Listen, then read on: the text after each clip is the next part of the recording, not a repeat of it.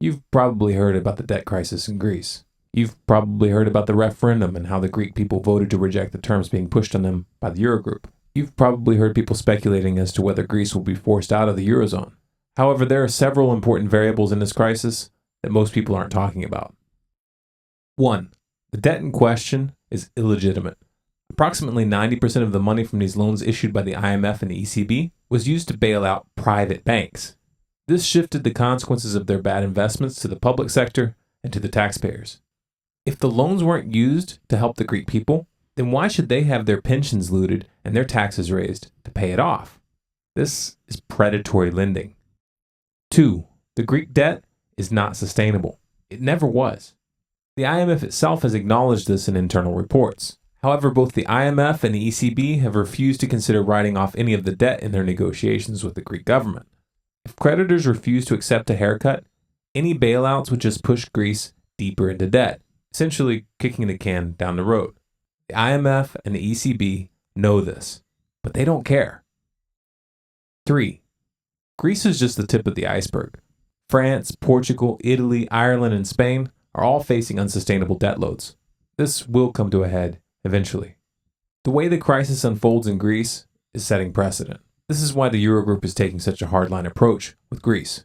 The last thing they want is to have Spain, Italy, and Portugal to get the idea that they can default without consequences.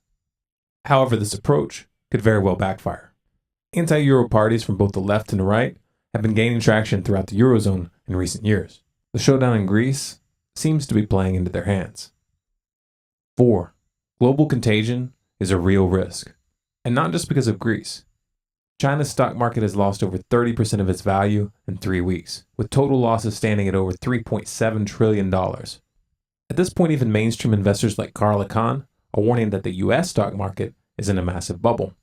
The thing about bubbles is that they tend to look for an excuse to pop. Some people have convinced themselves that the 2008 crisis was a one-time event, and that there's no way that it could ever happen again. This is wishful thinking. The question isn't if we'll see another widespread financial crisis, but rather what will be the catalyst which triggers it. 5. Central bankers may not be able to stabilize markets in the next leg of the crisis. The Federal Reserve never actually tightened monetary policy. The $4.48 trillion in bonds that they bought out between 2008 and 2014 are still on their books, and they have been rolling over these investments as they mature.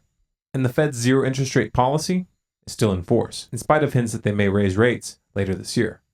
Another round of quantitative easing in the event of a new crisis may not have the desired effect. The same principle is at play around the world. The problem with kicking cans down the road is that those cans tend to get bigger, and at some point, you break your foot. So what's next? In the short term, Greece is headed for some rough waters no matter how the negotiations proceed from here. The Greek banking system will not be able to function without outside help, and outside help hinges upon an agreement with creditors, who don't seem very eager to compromise at this point. The banking situation is already interfering with imports and exports. This in itself will have consequences if a deal is not reached quickly. If chaos follows, there will be a fierce battle to control the narrative. The rhetoric from the Eurogroup is predictable.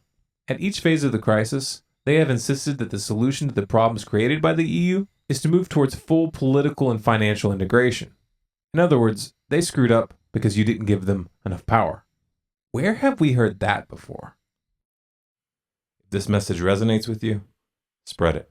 If you want more, subscribe to Storm Clouds Gathering on YouTube, or follow us on Facebook, Twitter, and Google+. If you have a topic request, post it in the comments. And for the full transcript and sources, visit our website at stormcloudsgathering.com.